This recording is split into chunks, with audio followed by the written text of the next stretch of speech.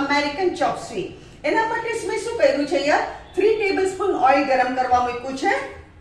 બીજું એક મોટું બાઉલ ફણસી, ગાજર, કાંદા, કેપ્સિકમ આના આવી રીતે લાંબી ચીરી કરી કાઢી. આમાં ઓલવેઝ લાંબી ચીરી જોઈ.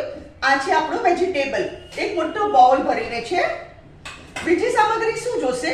1.5 ટેબલસ્પૂન કોર્નફ્લોર, એક મોટું ટમેટો અને એક મીડિયમ સાઇઝ ટમેટોની પ્યુરી. આ પ્યુરી છે મારે, ટમેટો પ્યુરી. આ સ્વીટર સાઈડ પર હોય 5 tablespoon sugar, 3 tablespoon tomato ketchup, red chilli sauce, vinegar અને સોય સોસ. આ તમને હું માપ આપતી જઈશ, જેમ નાખતી જઈશ. અહીંયા મેં તેલ ગરમ કરવા મૂક્યું છે. એમાં પહેલા આપણે વેજીટેબલ્સ નાખી દઈએ. તમને મીઠું તો કહેતા ભૂલી જ ગઈ. આપણે આમાં મીઠું નાખવાનું વેજીટેબલના માપનું.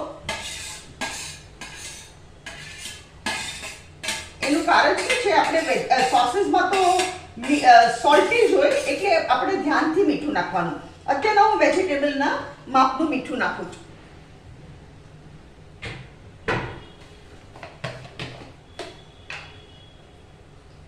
હું અહીંયા 1 ટીસ્પૂન મીઠું નાખું છું. એને સ્વાદ અનુસાર તમે તમારી રીતે કરી શકો છો. એને એકવાર આપણે સ્ટર કરી લઈએ, બરાબર મિક્સ કરી લઈએ.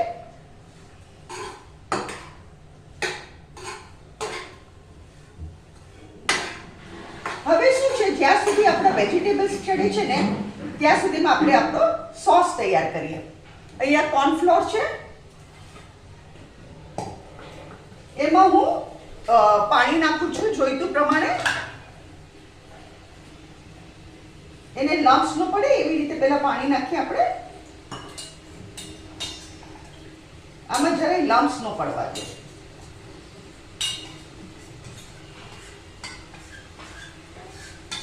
આને છે ને એકચ્યુઅલી ફાસ્ટ ગેસે જ ચડાવવાના, એટલે મીડિયમ ગેસ લેવાનો અને ફાસ્ટ ગેસે જ ચડાવવાના.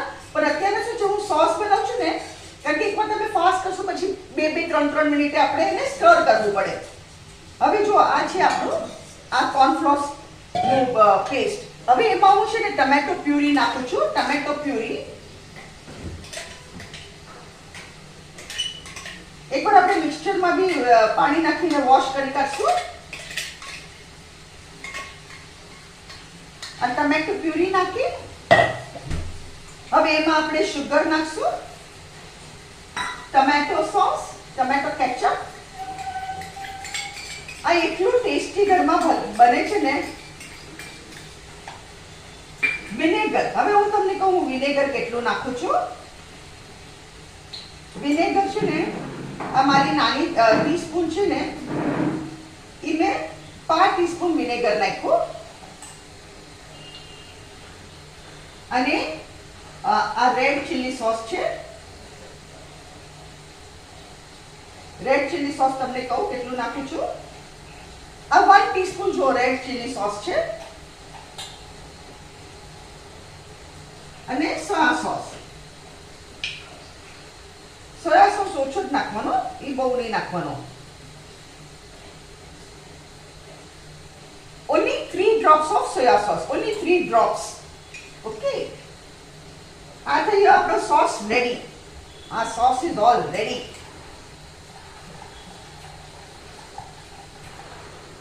હવે હું શું કરું છું, આ મિક્સચરમાં થોડું પાણી નાખું છું.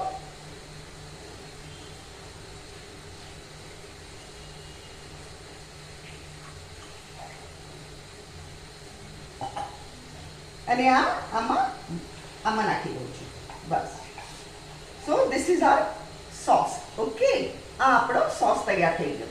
હવે આપણે વેજીટેબલ્સને ચડવાની રાહ જોવાની. હવે હું અહીંયા ગેસ ફાસ્ટ કરું છું. આ એકચ્યુઅલી ફાસ્ટ ગેસ જ કરવાનું છે આપણે. અને 2 મિનિટે આપણે સ્ટર કરવાનું આવી રીતે. After 2 to 3 minutes you have to સ્ટર this. કેટલા સરસ ચડી ગયા. હવે ગેસ ધીરો કરું છું. આ જો આપણા વેજીટેબલ્સ કેટલા સરસ ચડી ગયા. હવે હું શું કરું છું, આમાં ટમેટો સોસ નાખું છું. આપણે આ જે સોસ પ્રિપેર કર્યો ને, અમેરિકન ચોપસ્વી સોસ કહેવાય, ટમેટો સોસ નો કહેવાય, આપણે અમેરિકન ચોપસ્વી સોસ હું નાખતી જાઉં છું. પાછો ગેસ ફાસ્ટ કર્યો. because I want to keep stirring it. એને નાખતા જઈશ અને હલાવતા જઈશ.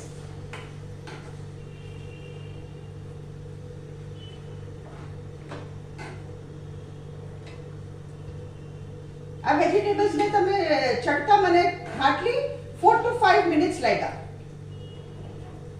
ફાસ્ટ ગેસે કરી કાઢ્યા ફટાફટ.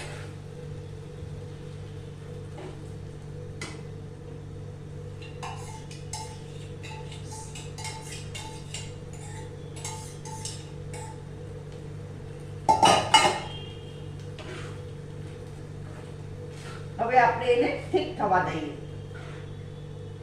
આ થોડું સ્વીટર સાઈડ પર હોય અને આપણે મંચુરિયન થોડું સ્પાઇસી ને ફ્લેવરફુલ હોય અને આ સ્વીટર સાઈડ પર હોય. ફ્લેવરફુલ તો આ બી હોય પણ it is on the sweeter side. And this taste best with schezwan fried rice. કારણ કે schezwan fried rice is spicy and this is sweeter.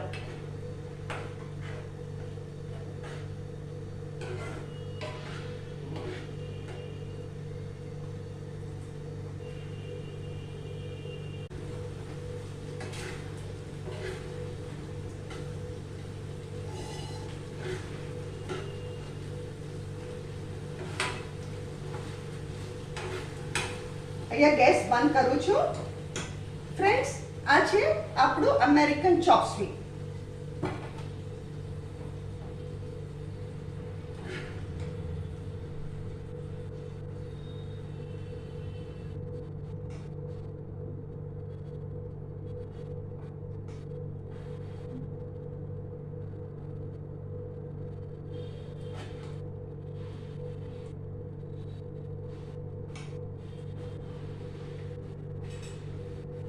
Friends, આ છે આજની આપણી રેસીપી અમેરિકન ચોપસ્ટિક અને આ ફ્રાઈડ નૂડલ્સ સાથે પીરસ્યા છે.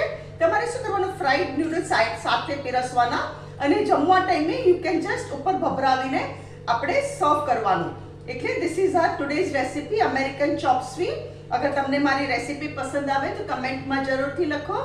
તમે મારી વિડીયોને લાઈક કરો, શેર કરો, તમે મારી રેસીપીને ટ્રાય કરો, કમેન્ટમાં જરૂરથી લખો અને મારી ચેનલને જરૂરથી સબસ્ક્રાઇબ કરો.